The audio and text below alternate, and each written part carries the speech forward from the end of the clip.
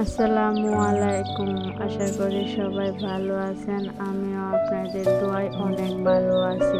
আজকে আমি কাঁকরোল রান্না করব। এখানে আমি কয়েকটা কাঁকরোল কেটে নিয়েছি, আর পেঁয়াজ কুচি, লবণ, হলুদ, মরিচ এগুলো আমি নিয়েছি, আর মাছ ভাজে নিয়েছি। তারপর আমি কাঁকরোলগুলো ভালোভাবে ভেজে আমি মশলা দিয়ে ভালোভাবে কষিয়ে নেব। যদি ভেজে না রান্না করি তাহলে কাঁকরোল খেতে একদমই ভালো লাগে না, আর এই সবজিটা এমনিতে বেশি ভালো লাগে না, কিন্তু আজকে রান্না করার পর অনেক ভালো হয়েছে।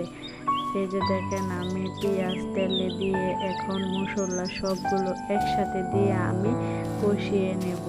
আমার রান্নাটা যদি আপনাদের কাছে ভালো লাগে অবশ্যই কমেন্ট করবেন।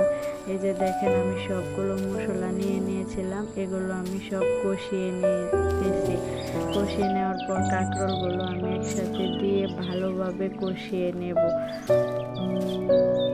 তো ভালোভাবে নাড়াচাড়া করে দেখেন আমার মশলার কালারটা কত সুন্দর হয়ে আসছে। উপরে তেলগুলো সুন্দরভাবে ভেসে উঠেছে। এই তেলগুলো যদি উপরে ভেসে ওঠে তাহলে বুঝবেন কষানো হয়ে গেছে।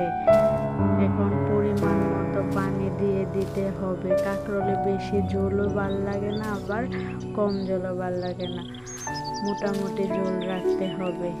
এখানে আমি মাছ দিয়ে ভালোভাবে সুন্দরভাবে ফুটিয়ে তুলেছি। এই যে দেখেন, আমার তরকারিটা রান্না করা হয়ে গেছে।